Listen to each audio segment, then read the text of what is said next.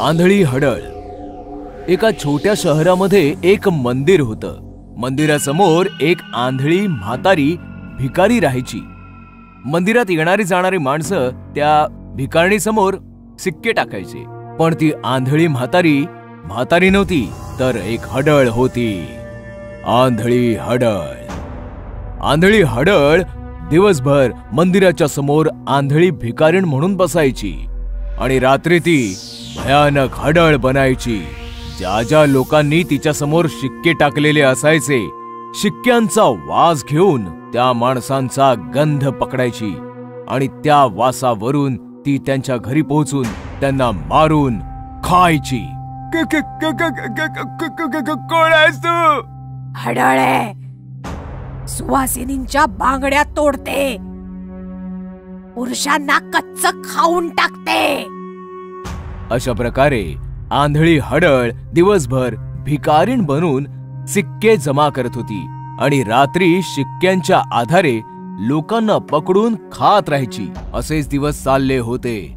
आंधळी हडळ अजून जास्त म्हातारी होऊ लागली आणि तिला भविष्याची चिंता सतावू लागली. दिवसेंदिवस म्हातारी होत चालले. म्हातारी आहेच, बरोबर आंधळीही आहे. 2 डोळे असते तर म्हातारपणाचा आधार झाला असता. आता तर डोळे नसल्यामुळे शिकार पण माझ्या हातातून निसटून पळून जाते. हडळ असा विचार करतच होती की तेवढ्यात तिच्या समोर एका सज्जनाने बरंचसं खाणं आणि बरेचसे पैसे ठेवले. माताजी, आज मी 80 वर्षांचा झालोय. वाढदिवस आहे माझा. अजून काही पाहिजे असेल तर सांगा. माझी माणसं इकडेच बाजूलाच उभी आहेत. असं म्हणताच तो सज्जन गृहस्थ निघून गेला. तो गृहस्थ शहरातील नामांकित उद्योजक राहुल असा होते. रात्रीची वेळ झाली. संपूर्ण परिसर शांततेत गडला आणि म्हातारी भिकारीण भयानक हडळ बनली. राहुल असाने दिलेले शिक्के उचलून त्यांचा वास घेऊ लागली. वासावरनं तर बराच म्हातारा वाटतोय. माझ्यापेक्षाही म्हातारा. काय पण नशीब आहे. आता या म्हाताऱ्याची हाडं सगळावी लागतील. चला, वासावरून म्हाताऱ्याचं घर शोधायचंय. मग काय, पडत धडत ती आंधळी हडळ राहुलसाचं घर शोधू लागली. तिला काहीही दिसत नव्हतं. फक्त राहुलसाच्या वासाच्या दिशेने ती पुढे चालली होती. एका गटाराचं झाकण उघडं होतं. हडळ गटारामध्ये पडली.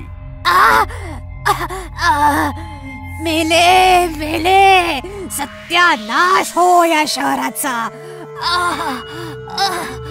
हडळ बऱ्याच प्रयासाने बाहेर आली आणि चालत चालत राहुलसाच्या घरी पोहोचली. वासावरनं तर वाटतंय हेच घर आहे. आणि हे काय? हा दुसरा वास कसलाय? हडळ कानात प्राण आणून गोष्टी ऐकू लागली तर राहुलसा डॉक्टरांसोबत बोलत होते. डॉक्टर साहेब, 80 वर्षांचा झालोय मी. आता माझा काय भरोसा? माझी इच्छा आहे मेल्यानंतर माझे डोळे दान करावेत. ग्रेट, मी आताच सगळ्या फॉर्मॅलिटीज पूर्ण करतो. हडळीने दोघांच्याही गोष्टी ऐकल्या आणि हडळ खुश झाली. अरे वा, याचा तर मी विचारच नव्हता केला. कोणी हे पुण्याचं काम करू शकतं. मला पण नवीन डोळे मिळू शकतील. मला डोळ्यांची खूप गरज आहे. मी या म्हाताऱ्याला नाही मारणार. मी या म्हाताऱ्याचे डोळे मला लावून घेईन. फक्त हा म्हातारा लवकर मेला पाहिजे. जसं हडळ म्हणाली तसंच घडलं. 2 दिवसांच्या आतच राहुलसा वारले. डॉक्टर आले आणि त्यांनी त्यांचे दोन्ही डोळे काढून घेऊन गेले. जशी ही गोष्ट त्या हडळीला कळली, हडळ हॉस्पिटलला पोहोचली. हडळीला पाहताच डॉक्टर थरथर कापू लागला. भूत. घाबरू नकोस, मी आंधळी आहे. तुला पाहिजे काय? डोळे. राहुल असाचे तुझे घेऊन आलायस, ते डोळे तू मला लाव. माफ कर, पण हे नाही होऊ शकत. ते डोळे एका छोट्याशा लहान बाळासाठी आहेत. हे ऐकताच हडईला राग आला आणि तिने डॉक्टरचा गळा आवळला. असं आहे काय? तर मग मरण्यासाठी तयार हो, चल. नाही, मला नका मारू, मला सोडा, मी प्लीज काहीतरी करतो. दुसऱ्या दिवशी सकाळी दत्तू नावाच्या एका निष्पाप बाळाला घेऊन त्याची आई हॉस्पिटलमध्ये पोहोचली. दत्तू पूर्णपणे आंधळा होता. डॉक्टर, ऑपरेशन नंतर माझा दत्तू बघू तर शकेल ना? माफ करा मिस मेहरा, हे ऑपरेशन नाही होऊ शकणार. हे काय बोलताय तुम्ही? डॉक्टरांनी हडळीची पूर्ण कहाणी तिला सांगितली तेव्हा दत्तूची आई म्हणाली, जर असं असेल तर ठीक आहे, मी सुद्धा काली मातेची भक्त आहे. मी पण बघते की ती हडळ जिंकते की एक आई. काहीही झालं तरी दत्तूचं ऑपरेशन नक्कीच होणार. मग काय, दत्तूची आई एका तांत्रिकाला घेऊन आली. तांत्रिकाला बघून डॉक्टर म्हणाले, ती फारच भयंकर हडळ आहे. हा तांत्रिक काय करणार आहे? पॉझिटिव्ह विचार कर बाळा, मातेची विभूती आणलीये. ती हडळ आंधळी आहे, फायदा उचल. डोळ्यांच्या ऐवजी ही विभूती टाक, ती भस्म होईल. हे घे. मग काय, जशी ती हडळ हॉस्पिटलमध्ये आली, तांत्रिक आणि इतर लोक लपून बसली. डॉक्टर, डॉक्टर, तू रेडी आहेस ना? तू रेडी आहेस ना डॉक्टर? हो हो, तुम्ही झोपा ना. हडळ झोपली आणि डॉक्टरांनी अगदी तसंच केलं जसं तांत्रिकाने सांगितलं होतं. त्याने हडळीच्या दोन्ही डोळ्यांच्या ऐवजी मातेची विभूती टाकली. हडळ ओरडू लागली आणि जळू लागली. हे काय आहे? ही काय फसवणूक झाली आहे माझी? तेव्हाच तांत्रिक पुढे येऊन म्हणाला, मग तू लोकांसोबत काय करत होतीस? भिकारी बनून त्यांना मारून त्यांना खायचीस? करावे तसे भरावे. हे ऐकताच हडळ रागाने लालबुंद झाली आणि ओरडली, पण सोबतच ती जळतही होती. आगीच्या ज्वाळा वाढत गेल्या आणि थोड्याच वेळामध्ये आंधळी हडळ जळून भस्म झाली. भूतिया हॉस्पिटल पार्ट 3 ही कहाणी आहे अहमदाबादची. अहमदाबादमध्ये खूपच मोठं आणि मशहूर हॉस्पिटल होतं. दर दिवशी बरेचसे पेशंट्स स्वतःचा इलाज करून घ्यायला तिकडे यायचे. बऱ्याचशा पेशंट्सना तिकडे भरती केलं जायचं आणि दिवस रात्र त्यांचा इलाज सुरू असायचा. हॉस्पिटलमध्ये एक असाही पेशंट होता ज्याच्यामुळे हे हॉस्पिटल बाकीच्यांपेक्षा वेगळं होतं. या हॉस्पिटलमध्ये 30 वर्षांपासून कोमामध्ये गेलेला एक पेशंट डॉक्टर्सच्या ऑब्झर्वेशन मध्ये होता आणि त्याच्यावर इलाज सुरू होते. खरं तर तो कोण होता, कुठनं आला होता आणि त्याला कोणी भरती केलं याचा हॉस्पिटलकडे काही रेकॉर्डच नव्हता. ही पण एक विचित्रच गोष्ट होती. खरं तर हा पेशंट मेडिकल फील्डशी संबंधित एक एक्सपेरिमेंट करण्यासाठी हॉस्पिटलने सांभाळून ठेवला होता आणि हॉस्पिटलने त्याच्या इलाजाची पूर्ण हमी घेतली होती. पण 30 वर्षांमध्ये या पेशंटने स्वतःच्या पापण्या सुद्धा उघडल्या नव्हत्या. काही दिवसांनंतर हॉस्पिटलमध्ये रेनोव्हेशनचं काम सुरू झालं. म्हणूनच जास्त पेशंट्स हॉस्पिटलने भरती नाही केले आणि रात्रीच्या वेळी हॉस्पिटल सुनसान झालं. अशीच एक काळ रात्र होती. हॉस्पिटल सुनसान होतं आणि एखाद दुसऱ्या नर्सेस ड्युटीवर होत्या. जुली नावाची नर्स रात्री राऊंडवर निघाली आणि अचानकपणे चालता चालता एका अंधाऱ्या वॉर्ड पाशी आली. तिची नजर एका बेडवर पडली आणि जुली अचानकपणे ओरडू लागली. जुली जोर जोरात ओरडत इकडे तिकडे पळू लागली. तिचा आवाज ऐकून बाकी नर्सेस, डॉक्टर्स आणि सिक्युरिटी गार्डने तिला अडवलं. काय झालं जुली, तू ओरडतेस का? डॉक्टर, ते खरं खरं सांग जुली, काय झालं? डॉक्टर, तो पेशंट 30 वर्षांपासून कोमामध्ये होता. हो, बेड नंबर 13. त्याचं काय?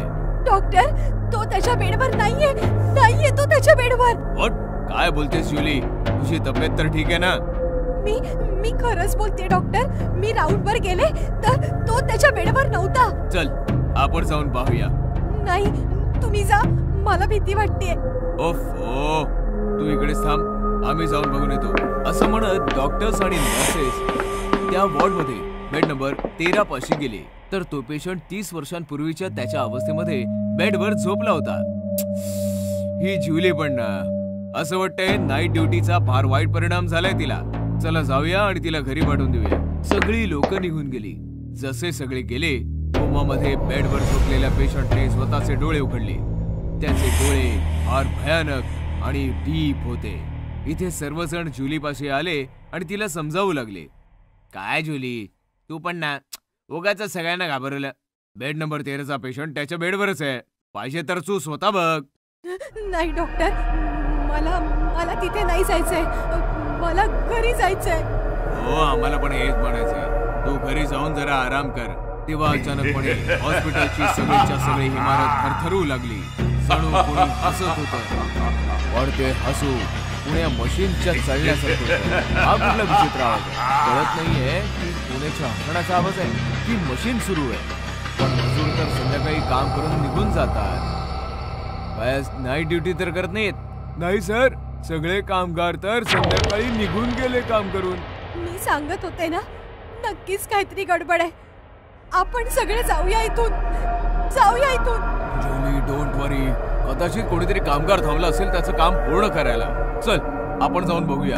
असं म्हणून डॉक्टर सोबत इतर लोकही वॉर्डच्या दिशेने चालू लागली.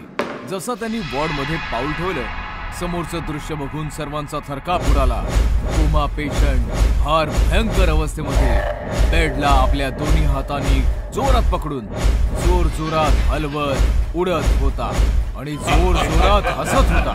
त्याचं हसू जवळपास ड्रिलिंग मशीन सारखं होतं. हे दृश्य पाहून सर्व घाबरले, पण डॉक्टर अजूनही कन्फ्युज्ड होता. आपण चूक केली याला इथे ठेवून. हा कोमात जाऊन कधीच मेलाय आणि भूत झालाय. हा आपल्याला नाही सोडणार. पळा इथून, पळा. हो सर, जुली बरोबर बोलते. Shut up. अरे, इतिहासात पहिल्यांदा आपल्याला असं दृश्य पाहायला मिळतंय. 30 वर्षांपूर्वी कोमामध्ये असलेल्या पेशंटचं असं अचानक जागवणं, तेही एवढ्या इंटेन्सिटीने, इम्पॉसिबल. मेडिकल सायन्सच्या हिस्ट्रीमध्ये आजपर्यंत असं कोणीच नाही पाहिलंय. असं म्हणताच डॉक्टर त्याच्या जवळ जाऊ लागला. सर थांबा. सर. काम डाऊन डिअर, काम डाऊन. काय तू बोलू शकतोस? काय तू आम्हाला बघू शकतोस? बेड नंबर 13, मी तुझा डॉक्टर, बोल माझ्यासोबत. असं म्हणून डॉक्टर त्याच्या आणखी जवळ जाऊ लागला. तेव्हा अचानकपणे त्या पेशंटने त्याचे डोळे डॉक्टरकडे फिरवले आणि डॉक्टरच्या दिशेने जोरात उडी मारून त्याला कोण्या जंगली जनावराप्रमाणे आडून फेकून दिलं.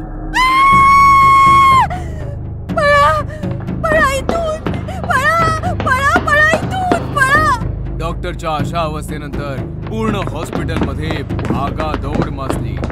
सर्वजण आपला जीव मुठीत घेऊन इकडे तिकडे पळत होते. बाहेर पडण्याचा प्रयत्न करत होते, पण अरे रे, हॉस्पिटलचे सर्व दरवाजे आणि खिडक्या बाहेरून बंद होते आणि कोणताही मोबाईल किंवा टेलिफोन काम करत नव्हता. तो भयानक भूतिया पेशंट हॉस्पिटलमध्ये वाघाप्रमाणे फिरत होता आणि बाकीचे सर्व इकडे तिकडे लपून स्वतःचा जीव वाचवण्याचा प्रयत्न करत होते. पण सकाळ होता होता त्या भूताने सगळ्यांना लपून बसलेल्यांना शोधून काढलं आणि क्रूरपणे मारलं. मग जवळपास सकाळच्या 6:30 वाजता तो परत आपल्या वॉर्डमध्ये गेला. त्याच्या बेडवर झोपला आणि डोळे बंद करून पुन्हा कोमामध्ये गेला. 8 वाजता पोलीस आले आणि तपासणी सुरू झाली. तेव्हा पोलिसांना खुनाचा एकही पुरावा नाही मिळाला आणि पोलीस पण चकित झाले. सगळ्यांना मारलं त्याने, फक्त त्या कोमा पेशंटला सोडून. सर, खुनाच्या विरुद्धात काही नाही मिळालं. बाहेर मीडिया आरडाओरड करते. काय सांगायचंय त्यांना? कोणी केले एवढे सगळे खून? हे बघ, सांगून टाका की कोणी अज्ञात मारेकरी हत्या करून निघून गेलाय. लवकरच पकडला जाईल. अशा प्रकारे त्या दिवसानंतर पोलीस अज्ञात मारेकऱ्याच्या शोधात भटकत राहिली. हॉस्पिटल सील केलं गेलं आणि बेड नंबर 13वर झोपलेला तो कोमा पेशंटही हॉस्पिटलच्या सोबतच कायमसाठी तो बंद झाला आणि त्याचं रहस्यही त्याच्याच सोबत हॉस्पिटलच्या 4 भिंतींमध्ये बंद झालं. भूत या पंक्चरवाला. मुंबई पुणे हायवे अंधारामध्ये गडला होता. थंडीमुळे हायवे सुनसान होता आणि सुनसान हायवेवर एक कार जोराने पास होत होती. गप्पा टप्पा करत करत राघव आणि श्वेता रस्ता कापत होते की अचानक कारचा बॅलन्स बिघडला आणि कार रस्त्याच्या कडेला उतरली. राघव सांभाळून. राघवने जोरात ब्रेक लावला. दोघे कारच्या बाहेर आले तर कारचा टायर पंक्चर होता. शिट यार, स्टेपनी पण नाहीये. आता काय करायचं? थंडीमुळे टायरचं टेम्परेचर बिघडलं आणि तो फुटला. म्हटलं होतं मी हळू चालव म्हणून. राघवने समोर पाहिलं तर एक पंक्चरचं दुकान समोर दिसत होतं. थँक गॉड, झाला जुगाड. हॅलो, कोणी आहे का? दुकानातनं एक माणूस बाहेर आला ज्याने थंडीच्या कारणामुळे अख्ख्या शरीरभर शॉलने झाकून घेतलं होतं. कारचा टायर पंक्चर झालाय, बनवू शकता का हो? थांबा, अवजारं घेऊन येतो. पंक्चरवाल्याचा आवाज जरा भारी भारीच होता. तो सामान घेऊन आला. कारचा टायर उघडून त्याने कारला जॅक लावला आणि पंक्चर बनवू लागला. श्वेता, थंडी वाढते, तू कार मध्ये बस, मी जरा हलका होऊन येतो. हा. श्वेता कार मध्ये बसली आणि राघव हलका व्हायला निघून गेला. राघव परत आला तर त्याने पाहिलं की आग जळत आहे आणि पंक्चरवाला त्याचं काम शांततेने करत आहे. आग बघताच राघव शेकोटी पाशी बसला. श्वेता पण गाडीतनं उतरून शेकोटी पाशी आली. कार मध्ये थंडी वाजते का? अचानकपणे श्वेताचं लक्ष शेकोटीवर गेलं तर ती चमकलीच. राघव, याने तर आपल्या कारची ट्यूब जाळली. मग हा पंक्चर कसला बनवतोय? अरे हो भाऊ, आमची ट्यूब का बरं जाळली? त्यांनी पंक्चरवाल्याकडे पाहिलं तर त्यांचे डोळे विस्फारलेच राहिले. पंक्चरवाला एक भयानक भूत बनला होता ज्याचं पूर्ण शरीर जळलेलं होतं. ट्यूब जाळली कारण की मी पण जळलो होतो. बघायचंय तुम्हाला कसं? भूत श्वेता आणि राघवच्या जवळ आलं तर दोघांचे श्वास रोखले. भूताने जळती ट्यूब उचलली आणि दोघांच्या गळ्यामध्ये घातली. त्यामुळे दोघे जळताना तडफडून मेले. या घटनेचे शिकार फक्त राघव आणि श्वेता नव्हते. जी कोणती कार हायवेने जायची नक्कीच पंक्चर व्हायची आणि पंक्चरवाला भूत पंक्चर बनवण्याच्या बहाण्याने जळती ट्यूब गळ्यामध्ये टाकून लोकांना मारून टाकायचा. पुण्याचे कमिशनर मौर्य आपल्या कार जवळ उभे राहून फोनवर बोलत होते. हॅलो, ऐका मुंबई कमिशनर, मी मौर्य बोलतोय. ड्रग्ज माफिया टोंडरा मुंबईमध्ये लपलाय. तुमचे काही पोलीसवाले त्याला साथ देत आहेत. तो पुण्यातनं पळालाय. तुम्ही त्याला आणि काही करप्ट ऑफिसरना पकडा. मी लिस्ट पाठवतो आणि मुंबईकडे निघतो. सर, मी पण येतो. एकट्याने जाण्यामध्ये धोका आहे. मी सांगितलं ना, माझ्या सोबत कोणी येणार नाही. मौर्य कार मध्ये बसून निघून गेले. मौर्याची कार वेगाने हायवे कापत होती. अचानक जोरदार ब्रेक लावून थांबली. मौर्याने बाहेर येऊन पाहिलं तर शेट यार, हिला पण आताच पंक्चर व्हायचं होतं. तेव्हा अचानक मागणं आवाज आला. काळजी करू नका साहेब, पंक्चरवाला अवजारांसकट हजर आहे. मौर्याने पाहिलं तर मागे पंक्चरवाला उभा होता. जरा लवकर करा भाऊ, क्रिमिनलला पकडायला जायचंय. पंक्चरवाल्याने टायर उघडून जॅक लावला. मी कार मध्ये बसतो, तू पंक्चर बनव जरा लवकर. मौर्य कार मध्ये बसले. पंक्चरवाल्याने एक ट्यूब काढून आग लावली त्याला आणि कारकडे बघत बघत हसता हसता तो भूत बनला. ट्यूब तयार होताच तो कारच्या जवळ गेला आणि म्हणाला, सर बाहेर या, टायर लावायचा आहे. तेव्हा अचानकपणे मौर्यांना कॉल आला. हॅलो, काय म्हणताय? ड्रग्ज माफिया टोंडरा पकडला गेला आणि त्याच्यासोबतचे पोलीस ऑफिसर देखील पकडले गेले. वेल डन. हो, मी पोहोचतोच आहे. मौर्य कार मधनं उतरून बाहेर आले तर पंक्चरवाला गायब होता आणि कारची ट्यूब जळत होती. मौर्य समजला की काहीतरी गडबड आहे. त्याने पिस्तूल काढली आणि पटकन मागे वळला तर त्याच्या मागे पंक्चरवालं भूत हसत उभं होतं.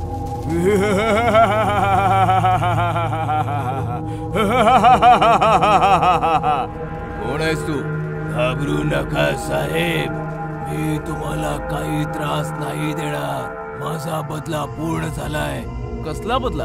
टोंडरा आणि करप्ट ऑफिसर पकडले गेले ना. हो, पण तुला हे सर्व कसं माहिती?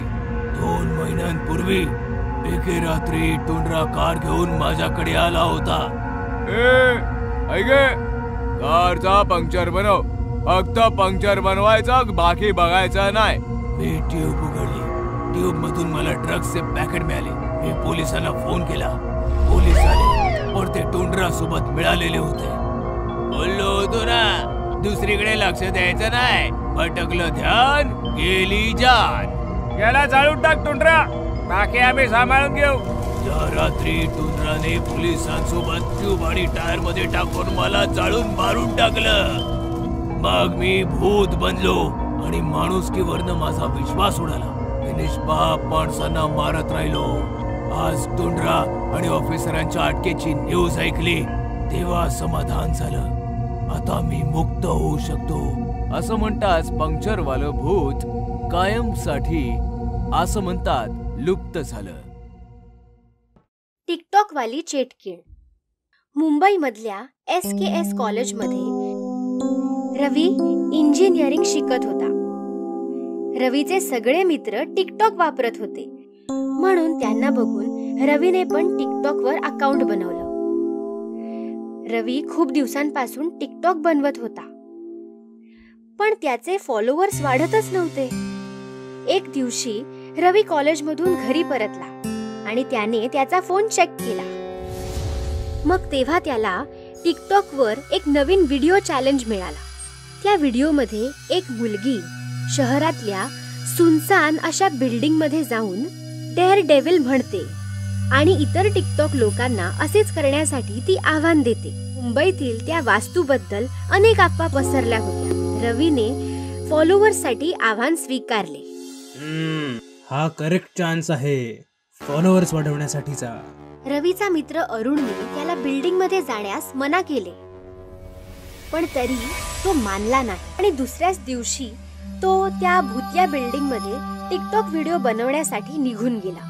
रवी त्या बिल्डिंग मध्ये घुसताच त्याने रेकॉर्डिंग ऑन केलं आणि आय एम डेअर डेव्हिल असं म्हणताच पाठीमागे असलेला दरवाजा बंद झाला आणि त्या बिल्डिंग मध्ये जोर जोरात हसायचे आवाज येऊ लागले. काय काय यार, मस्करी करू नका. जे कोणी असेल समोर या. तेवढ्यात एक भयानक चेटकीण त्याच्या समोर येते आणि रवीचे मोबाईलवर रेकॉर्डिंग करू लागते. मज्जा नाहीये ही, मृत्यू, तुझा मृत्यू होणार आहे. हे म्हणत ती रवीवर हल्ला करते आणि त्याला मारून टाकते. रवी सारखाच आरिफ नावाचा मुलगाही त्या बिल्डिंग मध्ये चॅलेंज साठी आला होता. मग त्या चेटकिणीने त्यालाही मारलं आणि त्याचा व्हिडिओ बनवला आणि टिकटॉकवर अपलोड केला. रोज रोज होणाऱ्या मृत्यूंमुळे लोक घाबरली आणि त्यांनी टिकटॉक चालवणंच बंद करून टाकलं. आणि जर चुकूनही कोणी त्या चेटकिणीचा टिकटॉक व्हिडिओ पाहिला तर मग तो हिप्नोटाइज होऊन जातो आणि मग त्या भुताटकी बिल्डिंग मध्ये जातो आणि मग ती टिकटॉक वाली चेटकीण त्यांना क्रूरपणे मारून टाकायची. टिकटॉक वाल्या चेटकिणीची खबर संपूर्ण शहरात पसरली. एक दिवशी अरुण त्याच्या काकांना रवी बद्दल सांगतो. मुलांना 10 वेळा सांगितलं ती बिल्डिंग झपाटलेली आहे, त्यापासून दूर राहा, पण आजकालची मुलं आणि मग पश्चाताप करतात. नाही काका, मला काहीतरी वेगळं वाटतंय. जर त्या बिल्डिंग मध्ये चेटकीण आहे तर ती त्या चॅलेंज वाल्या मुलीला का पकडत नाही? तू बरोबर बोलतोयस, पण याचं खरं उत्तर तर ती मुलगीच देऊ शकते. मग सगळे मिळून पोलीस स्टेशनला जातात आणि आव्हान देणाऱ्या मुलीची चौकशी करतात. काही वेळ फाईल्स पाहिल्यानंतर काही महिन्यांपूर्वीच हा अहवाल दाखल झाला होता. तिचे नाव श्रुती आहे आणि ती 2 महिन्यांपासून बेपत्ता आहे. मग तिने हा व्हिडिओ कसा आणि का बनवला हे प्रकरण काहीसं गंभीर वाटतंय. मग पोलीस त्या बिल्डिंगची तपासणी करायला जातात, पण तिथे त्यांना काहीच मिळत नाही. सर, ती चेटकीण टिकटॉक व्हिडिओ बनवणाऱ्यांनाच मारते, त्यामुळे कदाचित टिकटॉक केल्यावरच समोर येईल. मग अरुण रेकॉर्डिंग चालू करून म्हणतो, आय एम डेअर डेव्हिल. आणि ते म्हणताच ती चेटकीण सगळ्यांसमोर येते. अरे वा, आज मरण्यासाठी पूर्ण वरात आली आहे. ठीक आहे, मी तुमची पाठवणी पण एकदम चांगल्या रीतीने करीन. आणि मग ती चेटकीण अरुणवर वाट, ज्याच्यामुळे चेटकीण तडफडू लागते. सांग, का मारतेस लोकांना? सांग, नाहीतर तुला तावीज घालून आता जाळून टाकेन. माझ्या मृत्यूचा बदला. मी टिकटॉकवर खूप प्रसिद्ध होते आणि त्यामुळे माझ्या मित्रांना माझा हेवा वाटायचा. एक दिवशी माझ्या एका मित्राने मला टिकटॉक व्हिडिओ बनवण्यासाठी या बिल्डिंग मध्ये आणलं आणि मारून टाकलं. या टिकटॉक मुळे माझा मृत्यू झाला आहे. म्हणूनच मी सगळ्या टिकटॉक वापरणाऱ्यांना नाही मारून टाकत तोपर्यंत माझ्या आत्म्याला शांतता नाही मिळणार. असं म्हणत ती चेटकीण ते तावीज तोडून फेकून देते आणि मग त्या पोलीस इन्स्पेक्टरला पकडून हवेत उडवून टाकते. ती चेटकीण इन्स्पेक्टरला मारणारच असते तेव्हा, थांब मुली, त्यांना सोड. यात त्यांचा काही दोष नाही. सोड त्यांना. तिच्या आई वडिलांना पाहून चेटकीण शांत होऊन जाते आणि रडायला लागते. मी इन्स्पेक्टर आहे. मी तुला न्याय मिळवून देईन. फक्त तू लोकांना मारणं बंद कर. कुणा एकाच्या चुकीची शिक्षा सगळ्यांना देणं चांगलं नाही. मग पोलीस श्रुतीच्या मित्राला अटक करतात आणि फाशीची शिक्षा देतात आणि श्रुतीचा आत्मा मुक्त होतो. कलियुगी रावण. भगवान श्री रामांची प्रत्येक जण पूजा करतो. ते सर्वांचे भगवंत आहेत. पण रघुनंदन सोसायटीमध्ये असाही एक कोणी होता जो रामाला नाही, रावणाला पूजत होता. दिल्लीमध्ये रघुनंदन सोसायटी फारच फेमस होती, कारण की या सोसायटीतील सर्व सदस्य फारच सच्चे आणि धार्मिक वृत्तीचे होते. पूजा पाठ आणि कीर्तन प्रवचन हे सगळं दिवस रात्र चालायचे. सोसायटीतील सर्व सदस्य एकमेकांची खूप काळजी घ्यायचे आणि एकमेकांवर खूप विश्वास असायचा. आपल्या घराची चावी आपल्या शेजाऱ्यांकडे सोपून जाणं फारच विचित्र गोष्ट आहे शहरात, पण रघुनंदन सोसायटीमध्ये ही फारच कॉमन गोष्ट होती. इथे दिवसभर लोकांच्या घराचे दरवाजे उघडे असायचे, कारण की प्रत्येक जण एकमेकांचं स्वागत आणि मदत करायला सदैव तत्पर असायचा. पण ते म्हणतात ना, जळत्या दिव्याच्या खाली काळ्या कुट्ट अंधाराची गूढ सावली लपलेली असते. सोसायटीमध्ये एक घर असंही होतं ज्याचा दरवाजा कायमचा बंद असायचा, कारण की त्या घरामध्ये दशानन नावाचा कोणीतरी व्यक्ती नवा राहायला आला होता. नवरात्रीचा 8वा दिवस होता. सोसायटीमधली जानकी सजून धजून गरबा खेळायला जात होती.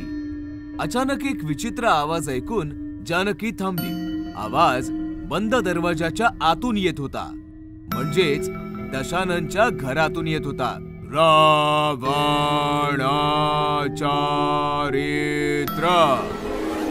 भुजंगदशाय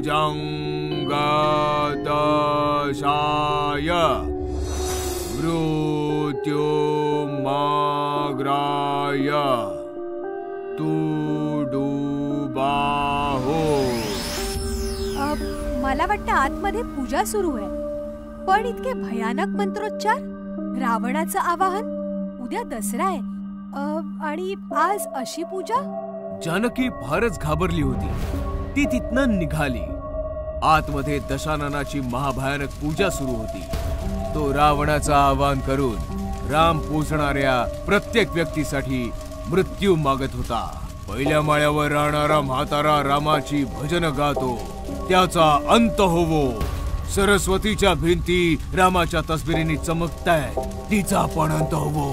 राघव शास्त्रीच्या मुखी सदैव राम असत, सर्वस्वांताय स्वाहा. मग त्याने होमातनं जळलेला घुबडाचा डोळा काढला आणि तो स्वतःच्या बेंबीत घालून बेंबी काळ्या कपड्याने झाकून घेतली आणि बघता बघता दशाननाचं शरीर कापू लागलं. त्याच्या मुखातून विचित्र विचित्र आवाज बाहेर येऊ लागले. त्याच्या डोळ्यातून अश्रू आणि अश्रूंनंतर रक्त बरसू लागलं. दशानन डोळे बंद करून घुमू लागला आणि थोड्या वेळानंतर शांत झाला. जसे त्याने डोळे उघडले त्याच्या समोर ठेवलेला पाण्याचा कलश पिघळून राख झाला. कारण की त्याचे डोळे आता नॉर्मल नाही, फार प्रखर आणि भयानक बनले होते. कोणी नाही वाचणार. 12 वाजायच्या आधीच सर्व मारले जातील. 12 वाजल्यानंतरही कोणी जिवंत राहिलं तर माझ्या नाभीमध्ये स्थित हा घुबडाचा डोळा विष ओकून सगळ्यांना मारून टाकतील. रात्रीच्या 10 वाजता जानकी तिच्या घरी जाण्यासाठी दशाननाच्या घराच्या बाहेरून चालली होती. तेव्हा तिने पाहिलं दशानन घराच्या बाहेर कोणाशी तरी फोनवर बोलत आहे. हॅलो सर, माझं म्हणणं आहे का सर, पूजा आहे घरामध्ये, उत्सवाचे दिवस आहेत. मी नक्की दिवस रात्र एक करून प्रोजेक्ट कंप्लीट करेन उद्या. प्लीज आज काही बोलू नका. ऐका ना. दशाननच्या कॉलचा फायदा उचलून जानकी त्याच्या घरामध्ये घुसली. माहिती करून घेतल्याशिवाय गप्प नाही बसणार की आत काय कारस्थान चाललंय. जशी ती आतमध्ये एका रूम मध्ये पोहोचली, आतलं दृश्य बघून तिचा थरकाप उडाला. आतमध्ये एक भयंकर होम पेटला होता आणि भयंकर विचित्र गोष्टी त्या होमाच्या आसपास ठेवल्या होती. खूपच अशुभ आहे हे सगळं. जानकी आणखी एका रूम मध्ये गेली आणि भिंतीवर टांगलेल्या तस्विरी बघून चकित झाली. भिंतीवर सोसायटी मधल्या सर्व व्यक्तींच्या तस्बिरी होत्या आणि त्यांना फुलांच्या माळा घातल्या गेल्या होत्या. त्याच्यामध्ये तिचा नवरा राघवचाही फोटो होता. म्हणजे या सैतानाला काळ्या जादूने आम्हाला मारून टाकायचंय. मी असं मुळीच नाही होऊ देणार, कधीच नाही होऊ देणार. रागावलेली जानकी हवनामध्ये पाणी घालून होमाला विझवू लागली की अचानकपणे खूप सारा जास्त धूर हवनातनं बाहेर आला आणि जानकी जोर जोरात खोकू लागली. धूर पूर्ण रूम मध्ये पसरला होता. जानकी काही पाहू शकत नव्हती.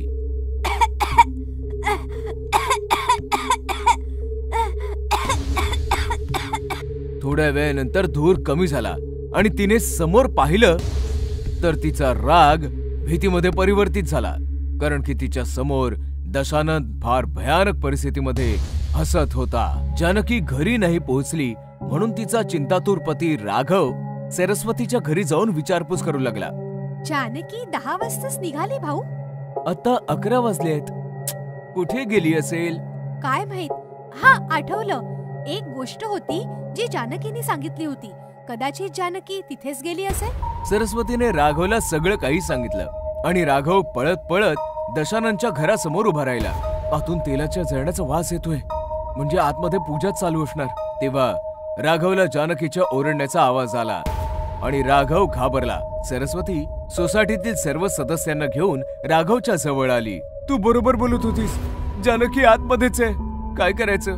तेव्हा एक म्हातारा माणूस ओरडत म्हणाला, अरे रामच वली, रामच शक्तिशाली, मग या दुष्टाला काय घाबरायचं. आणि मग अचानक जानकी ओरडली, गिरधारी काका, गिरधारी काका, तुमचा आवाज ऐकून हा कमजोर पडतोय. मी ठीक आहे, हा खूप भयानक आहे, सगळ्यांना मारून टाकायचा कट रचतोय. तुम्ही माझी चिंता सोडा आणि भजन गा. हा काही नाही करू शकणार. गिरधारी अंकल, तुम्ही भजन गा. हे ऐकताच दशाननने जानकीला एक जोरदार कानाखाली मारली आणि जानकी बेशुद्ध होऊन खाली पडली. कोणी नाही वाचणार, फक्त अर्धा तास बाकी आहे, मी तुम्हा सर्वांना मारून टाकेन. दशानन होम करायला बसला. इथे म्हाताऱ्या गिरधारीने श्रीरामांची भजनं गायली आणि बाकी सदस्यांनी त्यांची साथ दिली. भजनामुळे आतमध्ये दशानन विचलित होऊ लागला आणि त्याचा होम पण विझू लागला. सर्वजण जोर जोरात भजन गात होते आणि दशानन होम करण्याचा प्रयत्न करत होता. भजन ऐकून तो स्वतःचे मंत्र विसरत होता. लोक भजन गातच होते आणि 12 वाजले. जसे 12 वाजले, दशानन आपली नाभी पकडून जोरात ओरडला. कारण की त्याच्या नाभीत असलेल्या घुबडाच्या डोळ्याने विष उघडायला सुरुवात केली होती. दशानन तडफडू लागला आणि थोड्याच वेळात तडफडून होमात पडला आणि जळून भस्म झाला. जानकीला शुद्ध आली. तिने दरवाजा उघडला आणि मग ती राघवच्या गळ्यात पडली. राघव, दसऱ्याच्या सर्वांना शुभेच्छा. रावण दहन झालेलं आहे. बोला प्रभू श्री रामचंद्र की जय.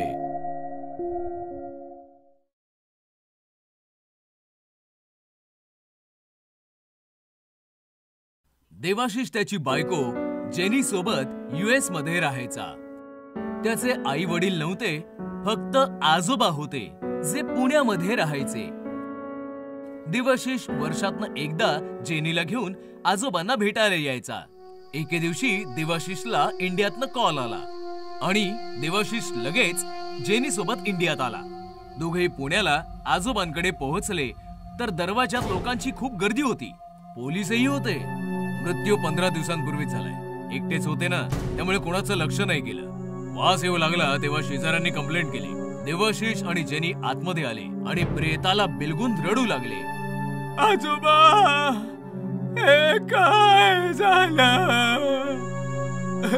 माझ्या सोबत आला असता तर हे असं घडलं नसतं. काय इथे राहण्याचा हट्ट केला तुम्ही का?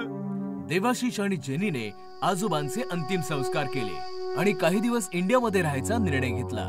आजोबा तर नाही राहिलेत. आता त्यांची ही प्रॉपर्टी विकून आपण कायमचे अमेरिकेला निघून जाऊ. हो, जसं तुला योग्य वाटेल. जेनी आणि देवाशिष आजोबांच्या घरी राहू लागले. एके दिवशी दोघे झोपले होते तेवढ्यात कुणीतरी दरवाजा वाजवला. देवाशिषने दरवाजा उघडला तर भाजीवाली उभी होती. साहेब, भाजी घ्या ना, ताजी ताजी आहे भाजी. सॉरी, नकोय मला. देवाशिष आणि जेनीला अमेरिकन खाणं आवडायचं. ते दररोज अमेरिकन खाणं ऑर्डर करायचे आणि खायचे. पण भाजीवाली देखील दररोज सकाळी दारावर ठकठक करायची. साहेब, भाजी घ्या ना, ताजी ताजी आहे भाजी. देवाशिष दररोज तिला नाही म्हणायचा आणि दररोज ती नेमाने यायची. एके दिवशी देवाशिषचं पोट खराब झालं आणि तो जेनीला म्हणाला, जेनी, आपण इंडियामध्ये आहोत तर आपल्याला इकडचंच खाणं खाल्लं पाहिजे. अमेरिकन फूड आपल्याला या क्लायमेट मध्ये डायजेस्ट होत नाहीये. उद्या आपण भाजीवालीकडनं भाजी घेऊया. मध्यरात्र झाली होती. जेनी आणि देवाशिष झोपले होते की अचानक त्यांचा दरवाजा ठोठावला गेला. दोघे जागे झाले. आता यावेळी कोण आलंय? मी जाऊन बघतो, असं म्हणताच देवाशिषने जाऊन दरवाजा उघडला तर दरवाजामध्ये तीच भाजीवाली होती. तू तर सकाळी येतेस ना, आता रात्री पण येणं सुरू केलंस? ही काय वेळ आहे का यायची? देवाशिष ओरडला. तेवढ्यात जेनी तिकडे आली आणि ती पण भाजीवालीला पाहून चकित झाली. तुम्हाला भाजी घ्यायची होती, मग भाजी घेऊन आले. ठीक आहे, आणि इकडे. देवाशिषने भाजीची टोपली घेतली आणि जेनीला दिली. ही आत ठेवून दे आणि येताना पैसे पण घेऊन ये. जेनी टोपली घेऊन आतमध्ये आली आणि तिने झाकण उघडलं आणि ते पाहताच तिचा थरकाप उडाला. टोपलीमध्ये भाज्या नाही, हाडं होती. ती पटकन देवाशिषच्या दिशेने पळाली. इथे देवाशिष भाजीवाली सोबत गप्पा मारत होता. अगं, तुला कसं माहिती आम्हाला भाजी पाहिजे म्हणून? कारण मी माणूस नाही, भूत आहे.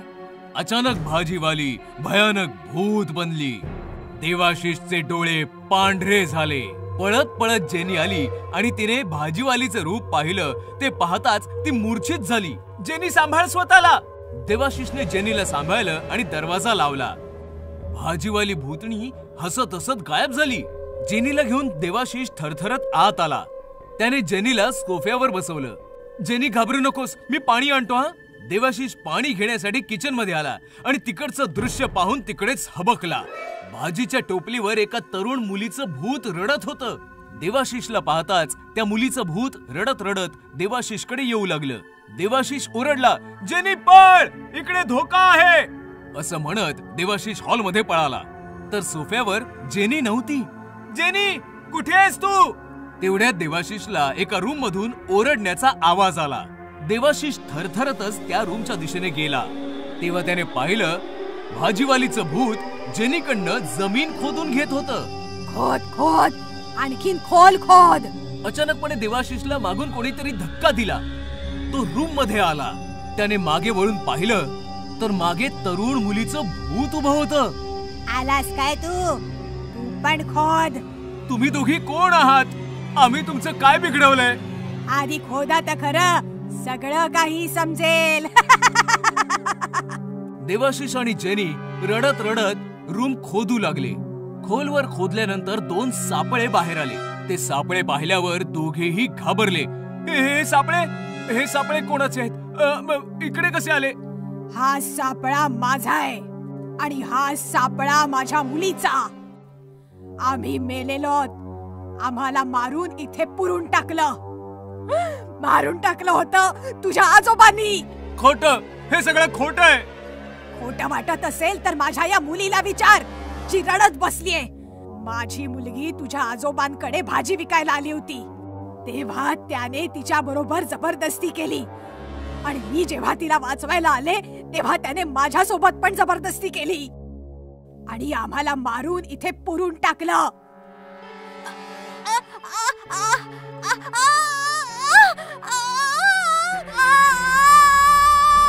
मग आम्ही शपथ घेतली, तुझ्या आजोबांना तर मारूच आणि तुमचा निर्वंश करून टाकू.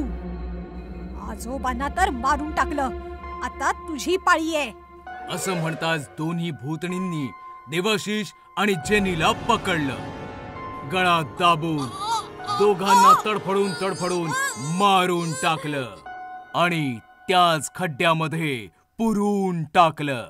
मनुष्य खाणारं भूतांचं कुटुंब. अनेक वर्षांपूर्वी एका जंगलात भूतांचं कुटुंब राहायचं. त्यांच्या कुटुंबामध्ये मम्मी भूत, बाबा भूत आणि त्यांचा छोटा मुलगा भूत होते. ते जंगलातल्या प्राण्यांना खाऊन स्वतःचं पोट भरायचे. आज मी आपल्यासाठी हत्ती घेऊन आलोय.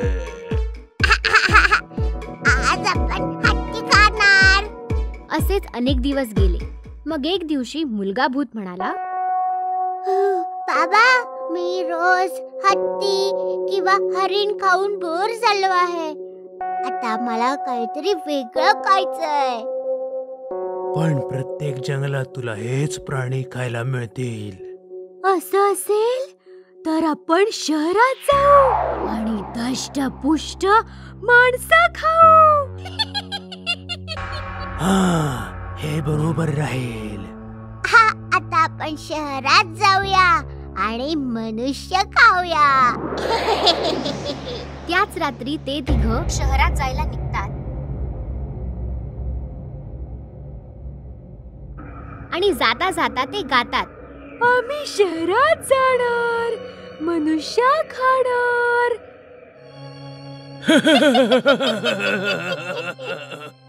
शहरात पोचताच त्यांनी बघितलं की चहूबाजूला फक्त मनुष्य आणि मनुष्यच आहेत.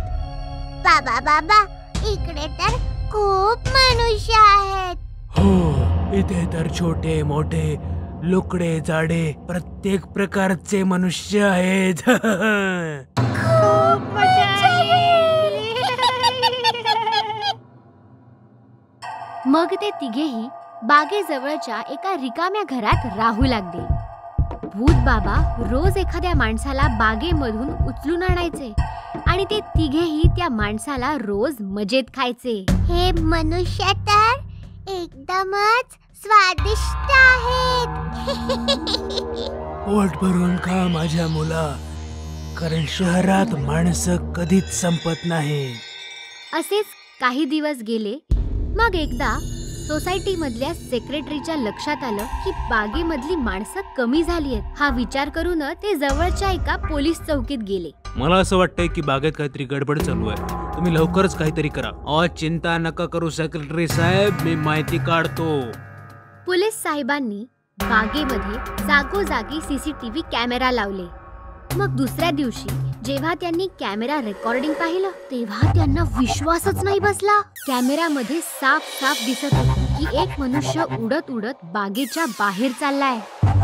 ओ सेक्रेटरी साहेब, हा माणूस असा उडत तिकडे रिकाम्या घरात कुठे चाललाय? मला तर वाटतंय ह्याला कोणीतरी भूत घेऊन चाललंय.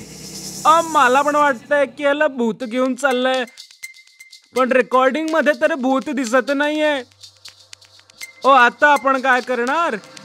मला तर फक्त माणसांना पकडता येतं, मला भूतांना पकडता नाहीये. त्यामुळे मला माफ करा सेक्रेटरी साहेब, मी याच्यामध्ये तुमची काय मदत करू शकत नाही. हे ऐकून सोसायटीचे सेक्रेटरी खूप नाराज झाले आणि तिकडून निघून गेले. त्यांना काहीच समजत नव्हतं की त्यांनी आता काय करावं. मी काय करू? सोसायटी मधल्या लोकांना सांगितलं तर ते घाबरून जातील. हा विचार करून त्यांनी कुणालाच काहीच नाही सांगितलं. आणि दुसरीकडे बागेतील एक माणूस रोज गायब होत राहिला. आता सेक्रेटरी साहेबांना राहावलं गेलं नाही. त्यांनी लगेचच मीटिंग बोलावली आणि सगळ्या सोसायटी मधल्या लोकांना खरं खरं सांगून टाकलं. हे भूत बागेजवळच्या रिकाम्या घरात राहतंय. आता तुम्हीच सांगा मला काय करायला हवं. भूताचा आम्ही काय करणार? मला असं वाटतं की आपण ही सोसायटी सोडून इकडून निघून जायला हवं. पण आपण इतकी मोठी सोसायटी सोडून जाणार कुठे? पण इकडे राहिलो तर भूत आपल्याला खाऊन टाकेल. हो, पण सोसायटी सोडून पळून जाणं चुकीचं ठरेल. मला वाटतं की आपण त्या भूतांना इकडून पळवलं पाहिजे. पण कसं? माझ्याकडे एक आयडिया आहे. मग ठरल्यानुसार त्यांनी पूर्ण बागेमध्ये पोस्टर्स लावले.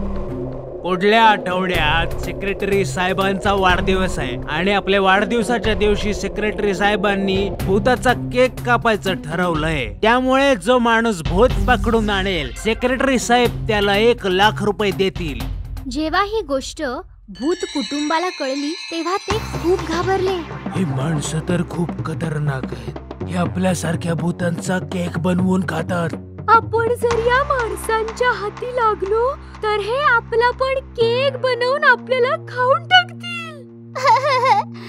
बाबा भूत, आई भूत, मला मनुष्याची भीती वाटते. मला परत आपल्या जंगलात म्हणजे घरी जायचंय. बाबा भूत, मला परत जंगलात घेऊन चला. मी रोज हत्ती खाईन. मी परत कधीच जंगलाच्या गाण्याने बोर नाही होणार.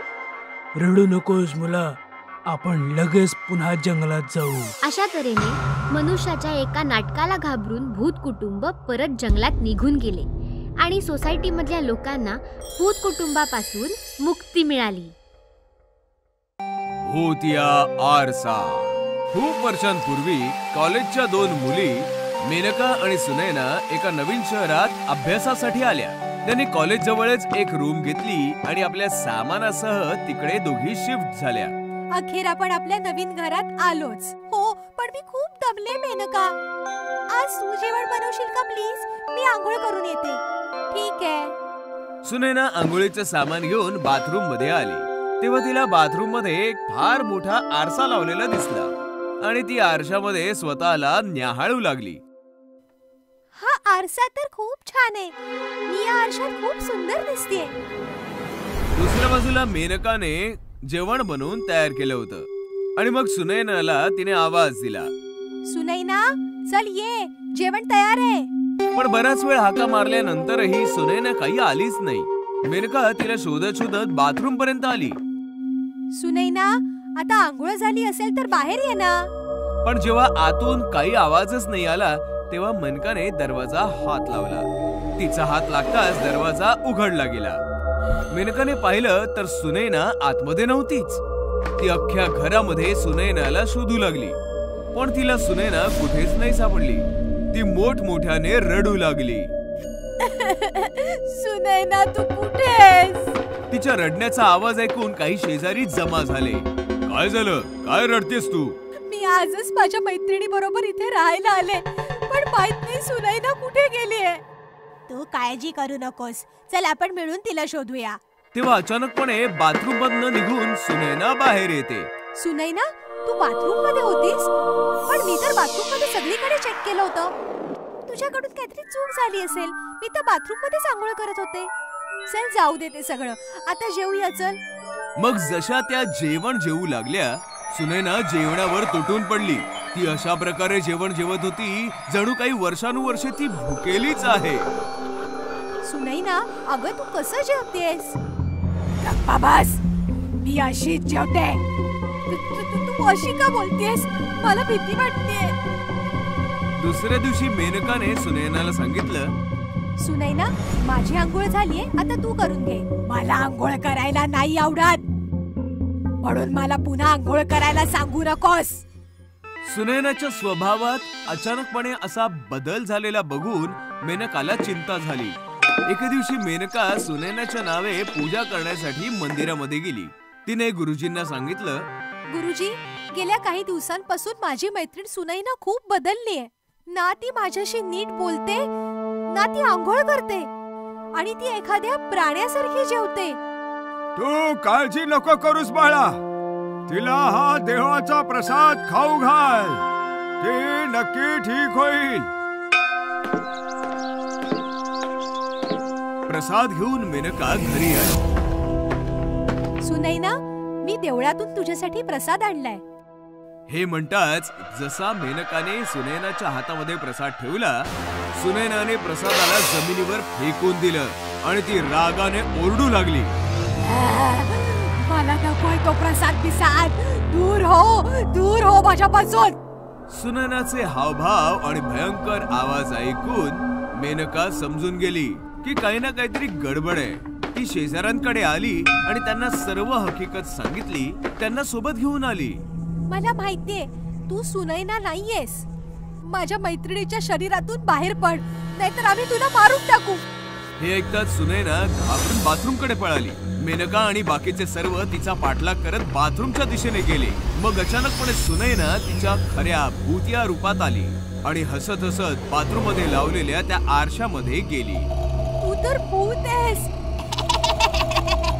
अगदी बरोबर बोललीस, मी आरशाच्या दुनियेतली भूत आहे.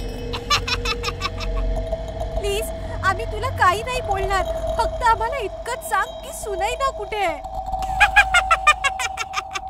तिला तर मी कधीच मारून टाकलं होतं, आणि तिच्या ऐवजी ती तुझ्या सोबत राहत होते. बघ तुझी मैत्रीण सुनैना. आपल्या मैत्रिणीला मेलेलं पाहून मेनकाला अतिशय दुःख झालं, पण ती त्या क्षणी काही करू शकत नव्हती. म्हणूनच ती गपचूप उभ्याने फक्त पाहत होती. अशा प्रकारे आरशाच्या दुनियेत गेलेली बाथरूमची भूतनी सुनैनाला मारून तिच्या सोबत घेऊन गेली. बोरवेल वालं भूत. गोष्ट आहे पुण्याची. रश्मी आणि निखिल पती पत्नी होते. सॉफ्टवेअर कंपनीमध्ये काम करत होते आणि शहराच्या बाहेर भाड्याच्या जागेत राहायचे. तासन तास प्रवास आणि त्यात फ्लॅटचं भाडं, यापेक्षा तर आपण पुण्यातच एखादा नवीन फ्लॅट घेऊया. आपलं सेव्हिंगही बऱ्यापैकी आहे. रश्मीचं म्हणणं ऐकून निखिलने घर खरेदी करण्याचा निर्णय घेतला आणि त्याच्या मित्राच्या मदतीने सदानंद नावाच्या माणसाला भेटला, ज्याला घर विकायचं होतं. हे बघा, प्रभात रोडवर एक मोठं घर आहे. तसं तर काकांचं आहे, पण काकांना मूलबाळ नव्हतं, त्यामुळे घर मला देऊन गेले ते. मी US ला शिफ्ट होतोय, म्हणून घर विकायचंय. रश्मी आणि निखिलने घर पाहिलं तर त्यांना खूप आवडलं. त्यांनी घर विकत घेतलं आणि सदानंद US ला निघून गेला. काही दिवस गेले. रश्मी आणि निखिल नवीन घरात सेटल झाले होते. त्यांचं डेली रुटीन पण खूप चांगलं चाललं होतं. एके दिवशी रश्मी आणि निखिल झोपले होते की अचानक एका आवाजाने रश्मी जागी झाली. आवाज फार भयानक होता. सदानंद, मी तुला सोडणार नाही. आवाजाने विचलित होऊन रश्मी बेडमधनं उठली आणि चालत चालत एका रूमच्या समोर येऊन थांबली. रूमचं टाळं आपोआप तुटलं. दरवाजा पण आपोआपच उघडला आणि रश्मी रूम मध्ये आली. रूमच्या मधोमध एक फार मोठी बोरवेल होती, ज्यातून फार विचित्र आवाज येत होते. अचानकपणे रश्मीच्या पाठीवर कोणीतरी हात ठेवला. रश्मीने मागे वळून पाहिलं तर मागे निखिल उभा होता. रश्मी, अगं इकडे काय करतेस? निखिलचं लक्ष बोरवेलकडे जाताच तो चकित झाला. सदानंदने आपल्याला सांगितलं का नाही की या रूम मध्ये बोरवेल आहे? आपण ही रूम कधी व्यवस्थित नाही पाहिली. रश्मी नॉर्मल होऊन बोलू लागली. बोरवेल आहे तर चांगलंच आहे ना, पाण्याचा त्रास तर नाही होणार आता. दुसऱ्या दिवशी रश्मी निखिल बरोबर जॉबवर तर गेली, पण तिचं वागणं बोलणंच बदललं होतं. लंच ब्रेक मध्ये कोणालाही न सांगता ती गुपचूप घरी आली आणि बोरवेल समोर येऊन उभी राहिली. मला बाहेर काढा. रश्मीने बोरवेलचा स्विच ऑन केला आणि गार्डन मध्ये येऊन झाडांना बोरवेलचं पाणी देऊ लागली. पाण्यामुळे अख्ख्या कॉलनीमध्ये दुर्गंधी पसरली. लोक नाक तोंड बंद करून घराच्या बाहेर पडली आणि दुर्गंध वाढला. लोकांनी नोटीस केलं की रश्मी दुर्गंधीयुक्त पाण्याने गार्डनला भिजवते. लोक ओरडत रश्मीच्या दिशेने आली. अगं हे सडका पाणी आहे, थांब. लोकांचं म्हणणं ऐकताच जोर जोराने रश्मी हसू लागली आणि पाण्याच्या धारेने तिने लोकांना भिजवायला सुरुवात केली. दुर्गंधीयुक्त पाणी शरीरावर पडताच लोक पळाली. संध्याकाळ होताच निखिल घरी आला तेव्हा त्याने पाहिलं गार्डन मधील सगळी झाडं वेली सुकली होती. निखिलला राग आला आणि तो आतमध्ये किचन मध्ये आला तर रश्मी जेवण बनवत होती. काय गरज होती कॉलनीतल्या लोकांसोबत मूर्खपणा करायची? वेडी म्हणतायत तुला. काय गरज काय होती बोरवेल सुरू करायची? जेवण तयार आहे, हात पाय धुवून घे. रश्मीचा आवाज विचित्र होता, जणू कोणी पुरुष बोलतो आहे. काय झालं रश्मी? दुपारी ऑफिस मधनं पटकन आलीस? माझी तब्येत ठीक नव्हती. काय झालंय तुझ्या तब्येतीला? का असं बिहेव करतेस तू? मध्यरात्र झाली होती. निखिल झोपला होता. अचानक एका भयानक आवाजाने त्याची झोप मोड झाली. सदानंद मी आलो आहे. निखिल घाबरला. त्याने पाहिलं तर बिछाण्यावर रश्मी नव्हती. अचानकपणे त्याची नजर सीलिंग वर गेली तेव्हा त्याचे डोळे विस्फारले गेले. रश्मी वर लटकलेली भयानक भूत बनली होती. जोर जोरात ओरडत होती.